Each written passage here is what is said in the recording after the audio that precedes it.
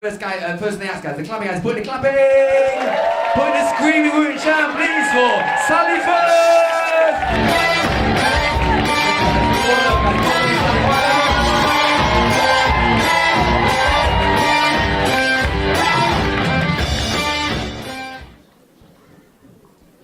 Hello, everyone. I'm usually cage fighting on Wednesdays.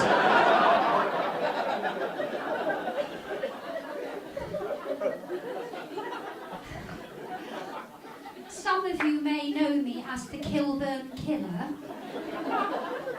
I don't actually live in Kilburn, obviously, but I have killed several people from Kilburn. But that's in the past now. I've paid my debt to society. I was asked to leave the Samaritans, and I've been looking for another hobby. And my caseworker suggested I try stand-up. So here I am. So first I need to tell you about myself. As Mark said, my name's Sally, and I've been married to Roger for 28 years. Yes, he stood by me. Now, most of you won't know this because you're so young, but when you've been with the same person for a while, things can get a little stale in the sex department. Now, I know this, but I was still quite upset when Roger said to me recently, "You are so predictable. Why don't you ever surprise me? Dress up or something." So the next day, when he got home from work, I did surprise him. I was wearing his mother's clothes. He wasn't laughing. I always thought he wanted me to be more like her, you see, but it didn't go down well. I think it was too soon after the funeral.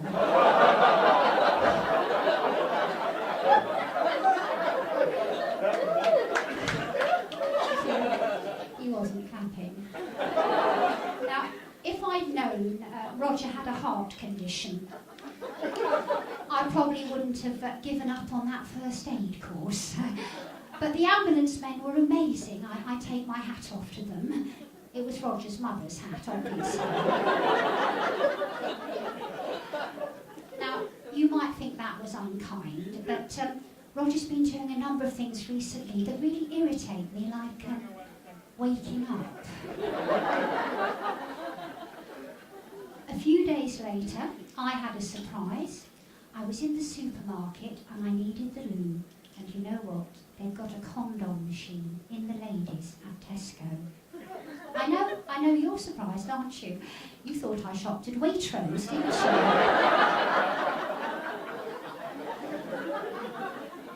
you? You may be surprised to know I was a late starter sexually. I was 20. That's because I wanted the first one to be special. And he was. He had special requirements. He could only become aroused if we made love outside. Now, I didn't mind that. I'm quite broad-minded, but I drew the line when he said he needed an audience to perform.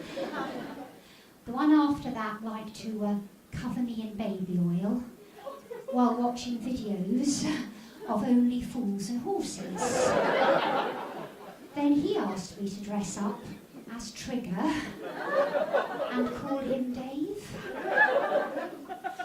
My next boyfriend was a masochist and he begged me to hurt him, so I slept with his best friend. He said that wasn't what he meant. So I had to think of something else. I waited till he'd videoed the whole of the Japanese Grand Prix, and then just as he sat down to watch it, I told him who'd won. I think another reason I didn't have sex when I was a teenager is because my mother said to me, the way to a man's heart is through his stomach. And I'm not good in the kitchen. Well, eventually I found out if you go down about 6 inches, it's a lot quicker, more effective, and you don't have to stand up for so long.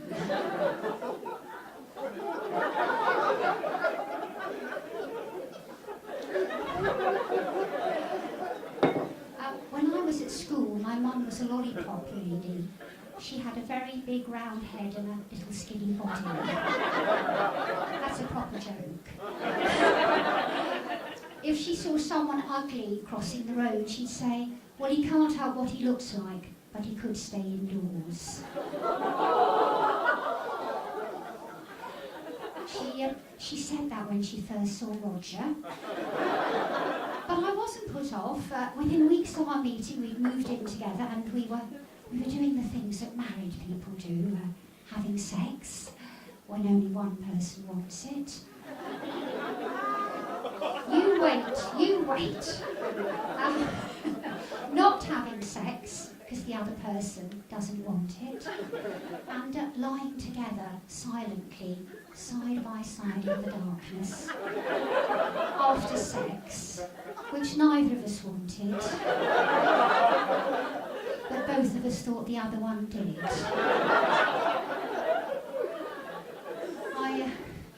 I can't actually remember the last time I did it with Roger. It was so boring. I slept the whole way through. I think I'd rather read a good book than have bad sex, though I can do both at once. That's because I've got a Kindle. At the moment I'm reading The Lives of the Great Poisoners. It's unbelievable what you can bury in a bolognese. Roger's ravenous when he gets home, so he'll eat anything. Now, when I first heard the term BJ, I thought it was referring to Boris Johnson. I'm wiser now. I'm not too keen on the BJ, but Roger is, so I will oblige occasionally, because I find afterwards he's much more willing to clean the oven. Little tip for you there, girls. Oh, and another tip for the older ladies, don't get your hysterectomy on Groupon. I went for voucher. Now, I've got a friend, Angela. She's divorced, sadly. She doesn't have anyone to clean her oven. But she has found this great app that helps her meet suitable men.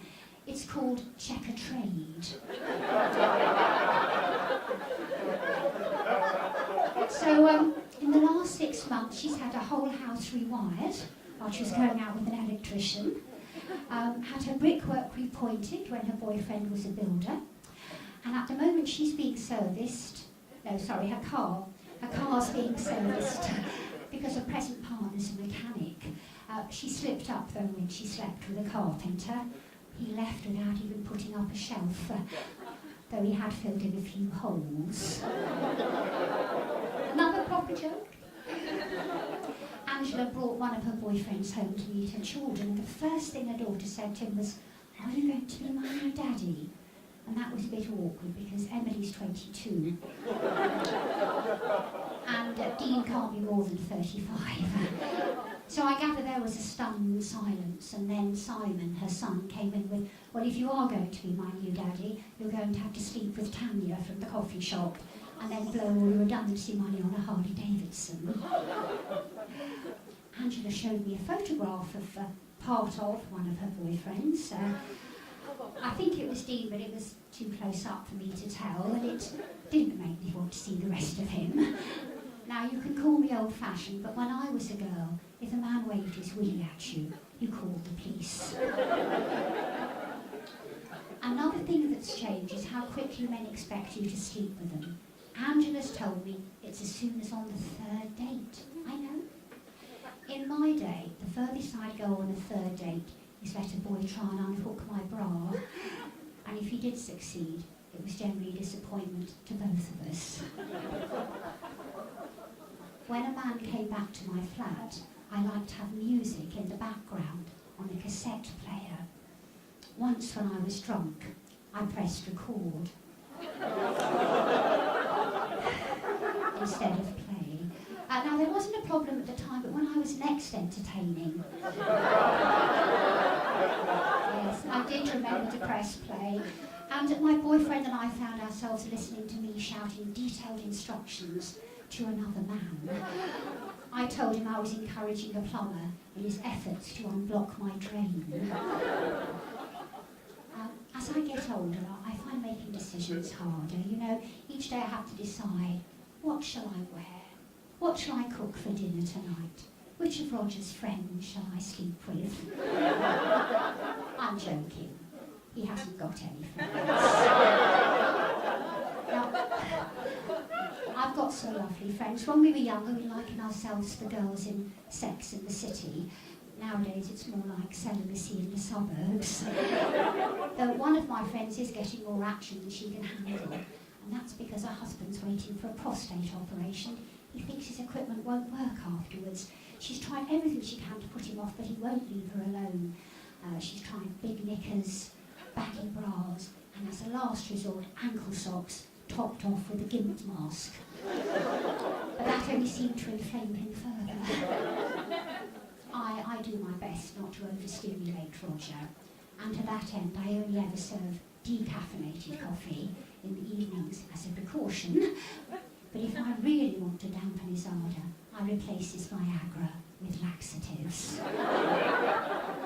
And now I think I need to go because I am actually on a curfew.